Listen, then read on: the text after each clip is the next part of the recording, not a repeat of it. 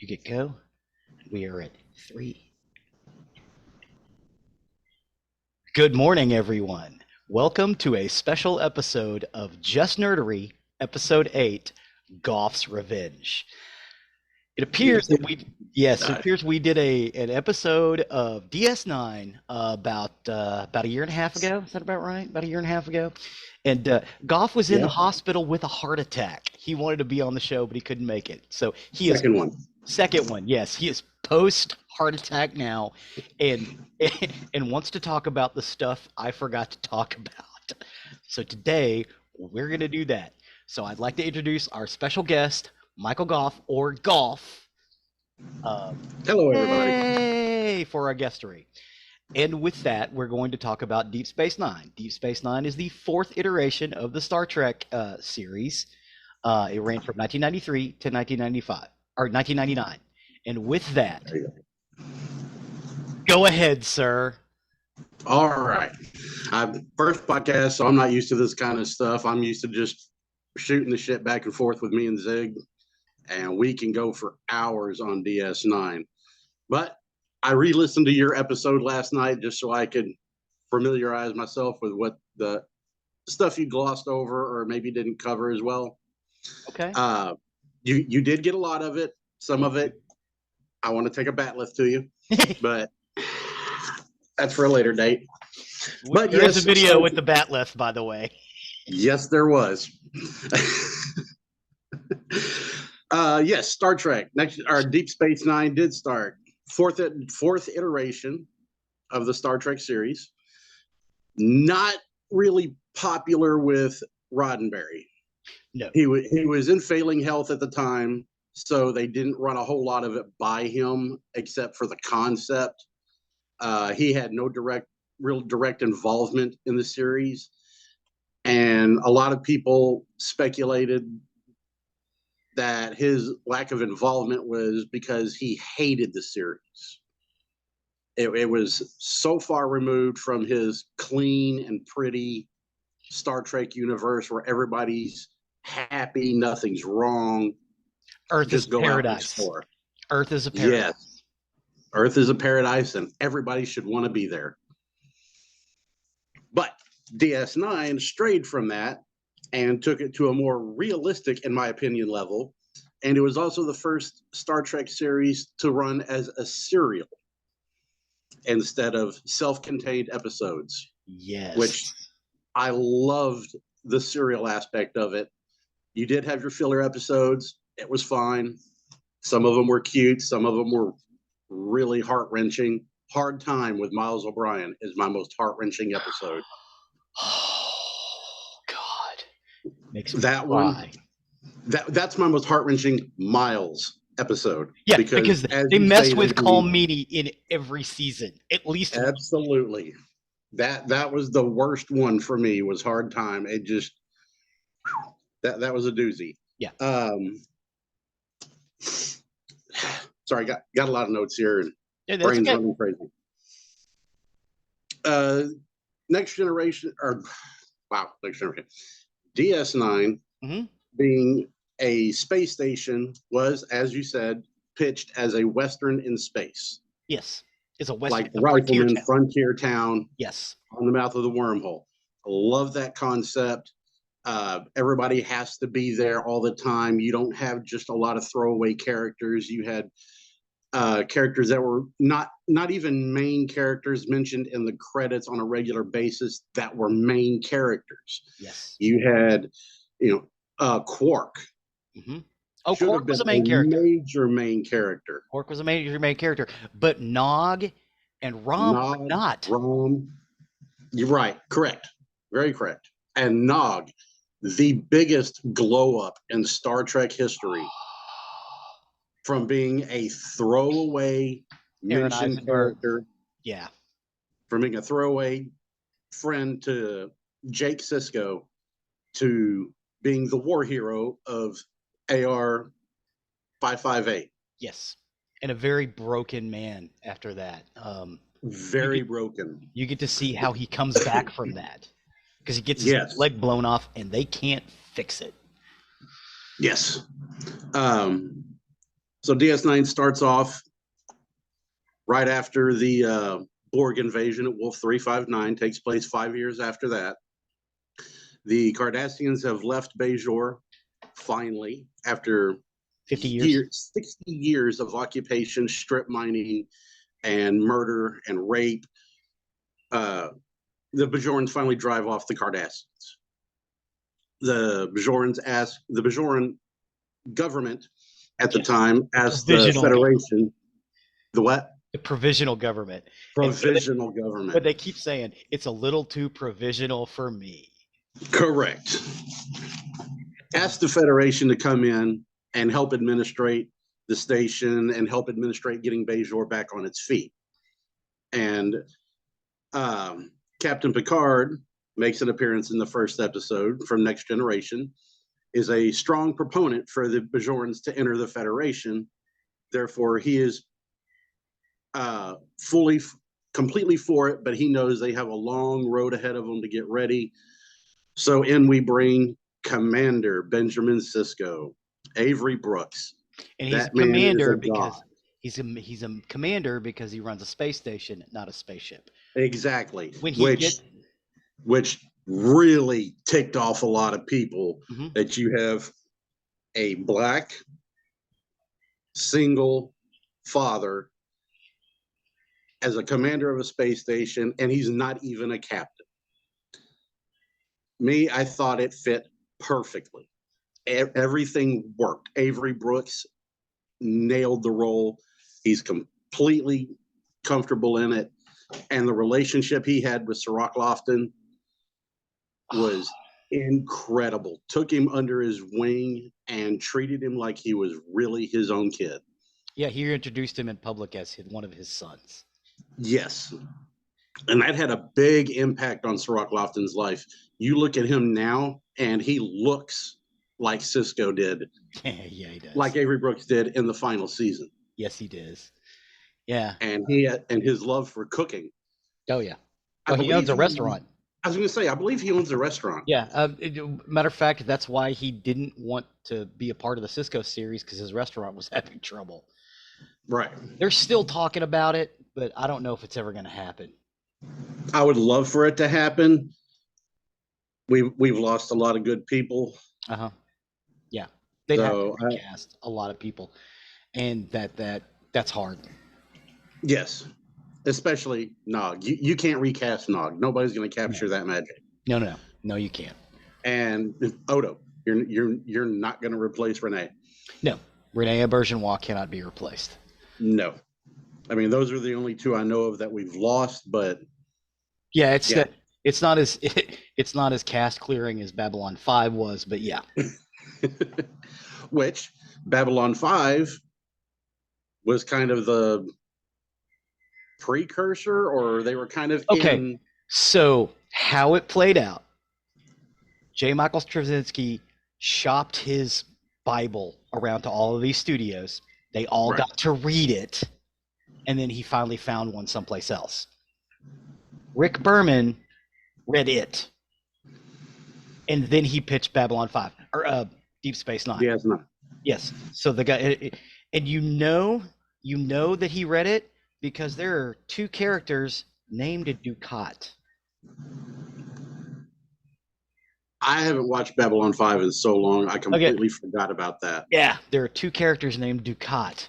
You've got Gul Dukat, and then Dukat, the leader of the Minbari, who, after he was killed, that's when the Minbari went to war with humans. That's another series. Yeah. Episode 110, sir. Because there were 110 episodes of Babylon 5.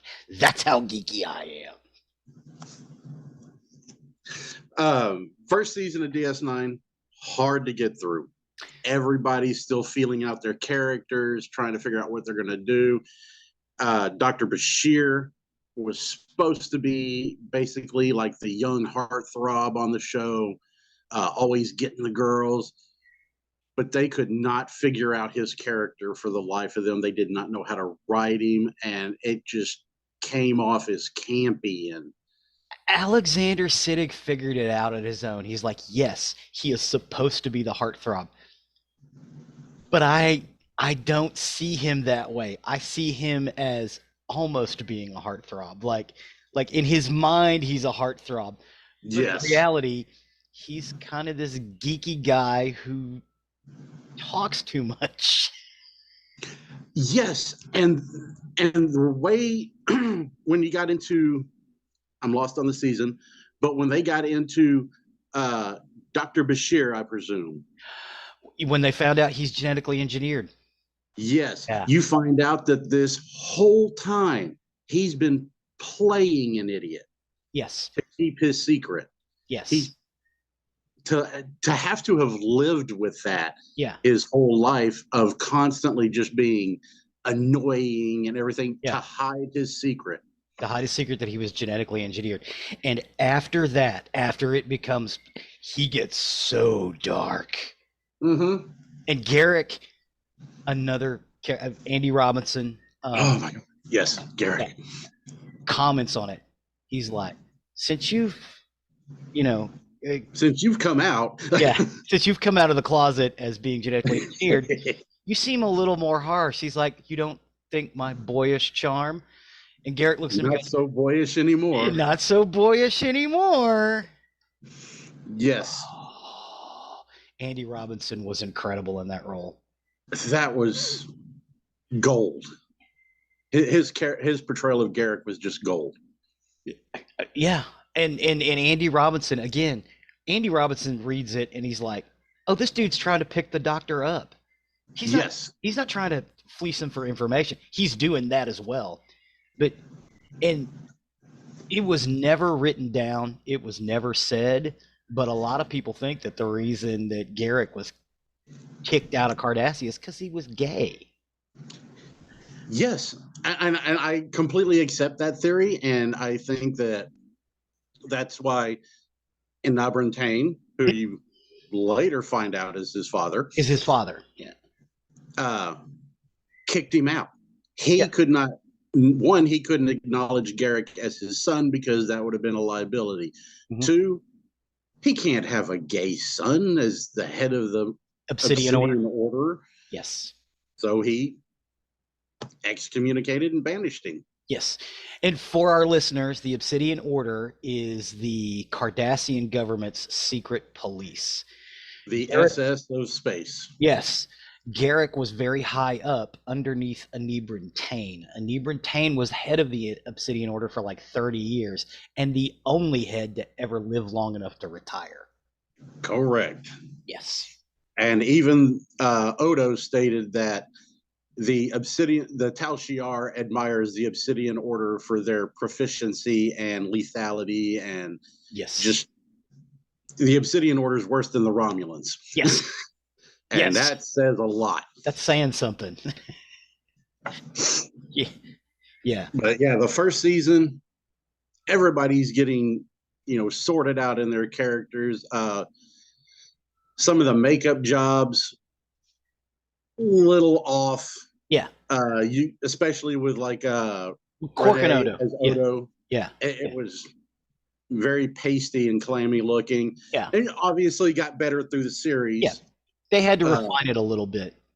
Yes. Yeah, because Rene Aubergenois was very angular the first, and he got softer as that first season progressed, and by the second season they softened his face up. But he was very angular, and I think they sat down and thought about it and thought he wouldn't be.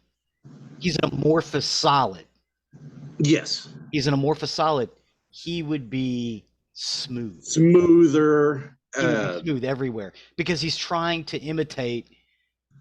Well, honestly, he's not trying to imitate humans. He's trying to imitate a Bajoran. He's trying to imitate Bora. And when you find the scientist who first discovered Odo, you find out Odo's been trying to look, because they have the same hairstyle, they have the same kind of cadence in the way they walk. You find out he's the person that Odo is emulating. Yes, but he can never get the nose right or the ears, the ridges, or anything else. Yes, he has a hard time with details because in his culture, he's still basically a baby. Yeah. Yeah. Even though he's portrays as a full-grown adult, he's a baby. And the mental capacity of a full-grown adult, and his race, he's still basically a baby. Yeah. Yes, an So, adolescent at most. yes, I'll go with that. Adolescent. Yeah. Deep Space Nine brings in several familiar races from Next Generation. Yes. We have the Klingons, we have the Romulans, we have the Ferengi. The Mhm. Ferengi who were originally just supposed to be militant Capitalists. thieves. Yeah. Well, they didn't even really turn into capitalists until Deep Space Nine, where they went from having those energy whips that were completely useless in Mhm. Next Generation Yes. and having warships, which you've never seen a single Ferengi warship in Deep Space Nine. No. No Marauders or anything. No, you get shuttles. That's it. You get shuttles, and you get like a complete revamp of the entire Ferengi society, where it goes from being a military, which they never even mention in DS9, to being, oh, I don't want to get you mad for saying this, but the Ferengis are the space Jews. Do not say that. Okay. Do not say that. A lot of people have said that they are coded that way. Well, I don't mean it in a bad way. I do not mean it in any disrespectful way at all. All right. So they were not okay. They were coded as dirty capitalists. A lot of people took it that way because of cultural ideas of Judaism. Right. And yes, I retract my statement. Thank you. Thank you. But they just completely revamped them. Yeah. And the fact that they brought in Armin Sherman, who was the original Ferengi, and bring him back as Quark. And he just completely reshaped the Ferengi society with the way he portrayed the role. And Max Gordonchek as Rom, another huge glow up of a character from the beginning of the series to the end of the series. Yeah. Quark's idiot brother, who's actually an engineering genius.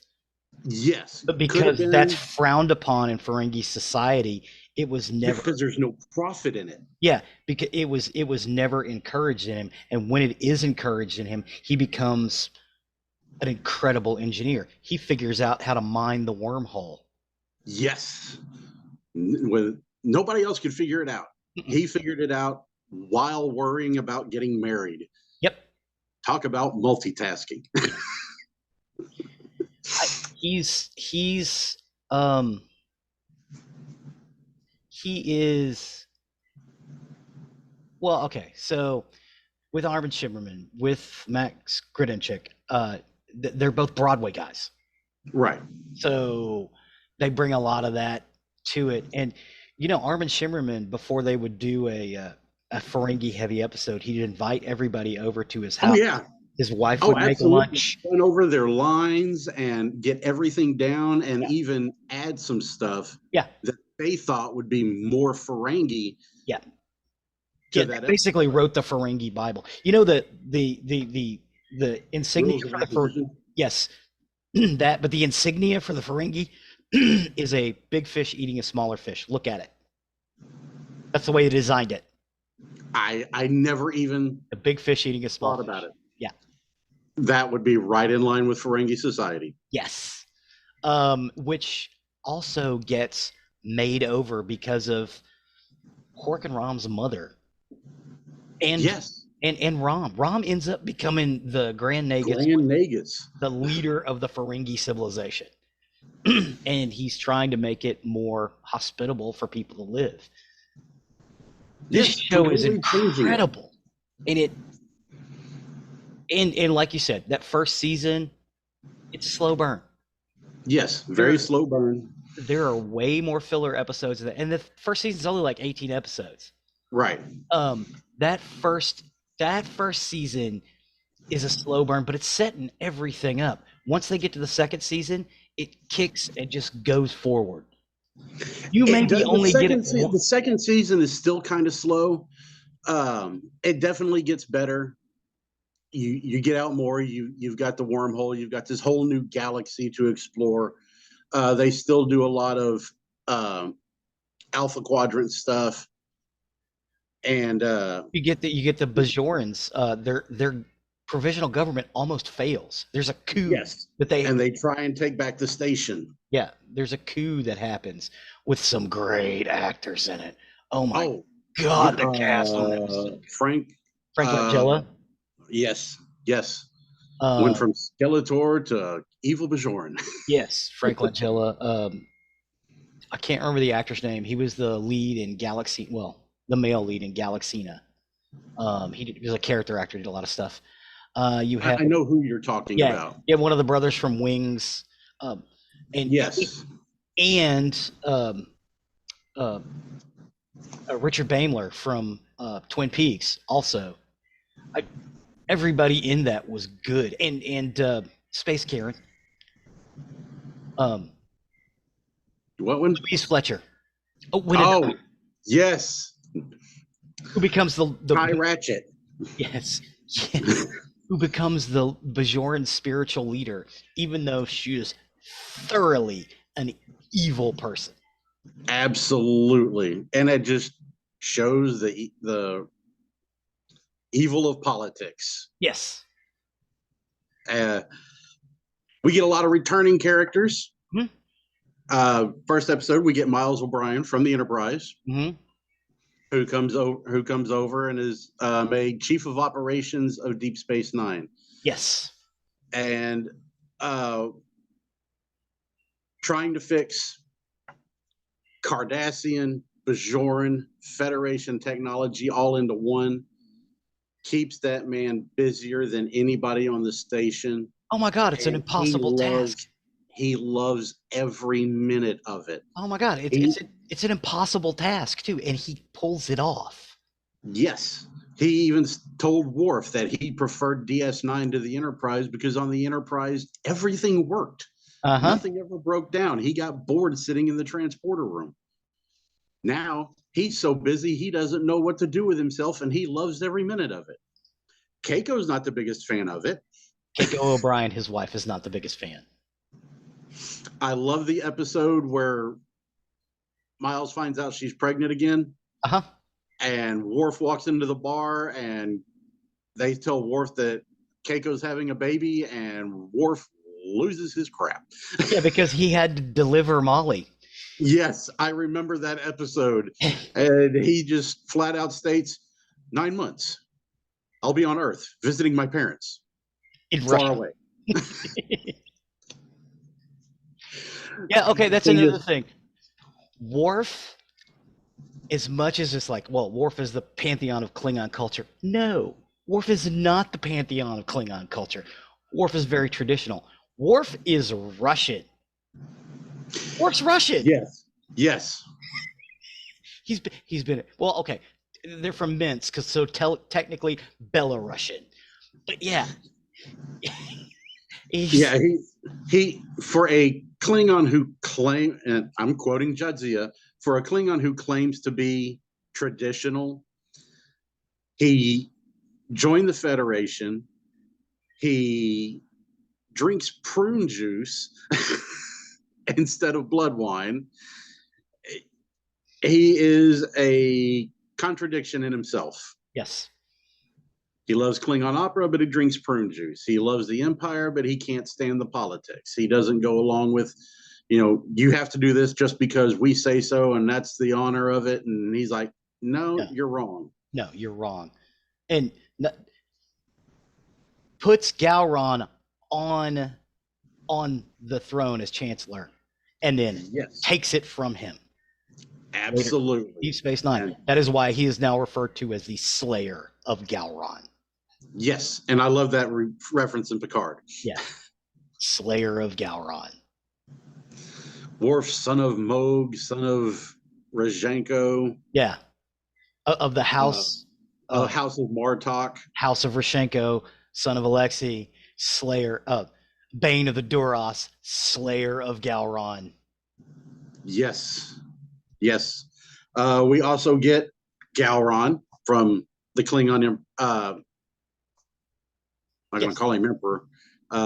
Chancellor. Chancellor, Worf, like you said, Worf put him on the throne. In Next Generation, he comes back as the same person in Yep. DS9, and Starts a war with the Cardassians. yes, That the Federation perceived, Yeah. which they were using as an excuse. I think the Klingons were just using as an excuse to get into Cardassian space and take over, and just use it saying that the changelings had infiltrated and changed the government, and that's why they went in. Yep. Even though they had no proof. Yeah, and so we spend a season fighting the Klingons. Sometimes working with the Klingons, working with the Cardassians, fighting the Cardassians. With the you have the Maquis, who are just a thorn in everybody's side. And all of this happens before they really butt heads with the Dominion. Yes.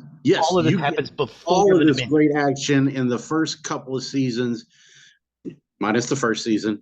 But yeah, once you introduce the Maquis and give that backstory as to why they're doing what they're doing, and that becomes a thing. Next Generation picked up on it and started using the Maquis on occasion. Voyager used the Maquis after it became a thing in DS9. Or they had the Maquis in Voyager.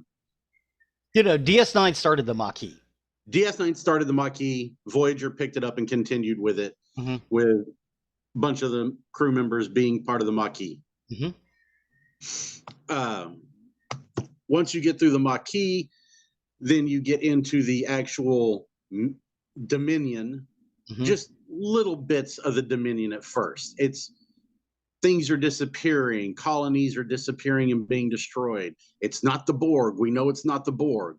It's not the same thing. And they finally find out through trade dealings and through the Ferengi that there's a power base called the Dominion. Nobody knows anything about them. All they know is if you do something wrong, the Dominion sends in this warrior race called the Jem'Hadar, all genetically created in test tubes. They can fight. They are fully grown within 3 years and are lethal at less than 3 years. Yep. The founders, who are the head of the Dominion, created the Jem'Hadar, but couldn't fully control them as much as they want everybody to think, so they had to addict them to a substance called Ketracel White, which they cannot survive without. And in fact, every hour they go without it, the weaker they get, to the point you could walk up and just push one of them over and they wouldn't be able to stand. And when they get really, really hard into the throes of it, when it starts going down, they also start getting crazy and murdery. Yes, they will murder their own brethren and everybody around. They don't care. They can't help it. They're lost in a dying bloodlust. Yes. But true to Jem'Hadar, victory is life. So maybe if you kill everybody, you get to live. That much more Ketracel White for you. Yes. It's dark. I think it's the best Star Trek has ever been, because even though it's so dark, you still get the hope. Yes. You get lots of episodes that give you hope. You get what was Casey's current favorite episode? The one where Sisko builds the light ship. Yeah. Fun, there's nothing going on in that episode other than just exploration and Sisko and Jake alone on his ship. Yes. Good heartfelt episode. Incredible. And it's the first time he grows the goatee. Yes, that was the first appearance of the goatee, which they had to fight for that. Yeah. He had to fight for that. He had to fight for the shaved head later in the series, because in Star Trek's words, they did not want Space Shaft to be the commander of a station. Or Hawk in space. Yeah. Sisko is not Hawk. Sisko is even close to Hawk. Hawk's a bad guy. Sisko is a good guy. Sisko is a good guy, but do not get on Sisko's bad side.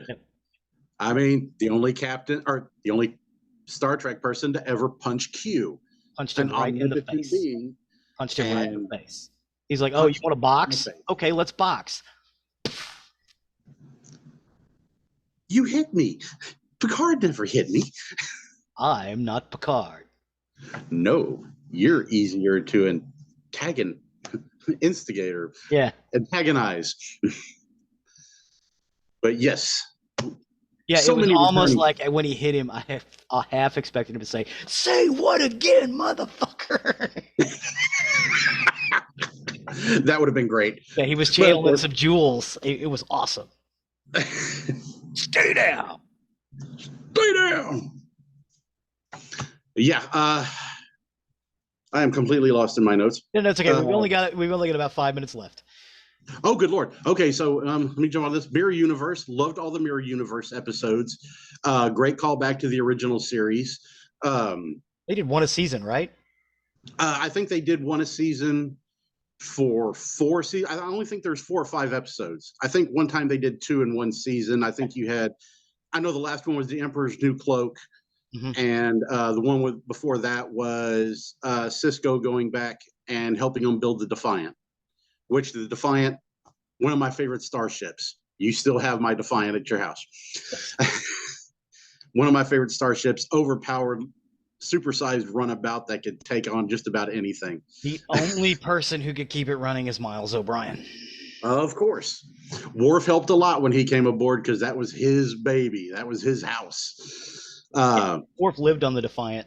Yes, that's what I meant by his house. Trials and Tribulations. Loved that episode where they go back and they interact with Kirk and the whole Trials and Tribulations episode, or the Tribbles episode. In fact, we reintroduced the Tribbles to DS9. That is correct. Tribbles come back. Yes. Little Green Men, another favorite Ferengi heavy episode of mine. Yeah, where the Ferengi go back in time. Connection. Yeah, go to Roswell. I have to say, and you finally get to in that episode, you finally get to see how the Universal Translator works. Yes, because they're speaking a different language, and you finally get to hear Ferenginese.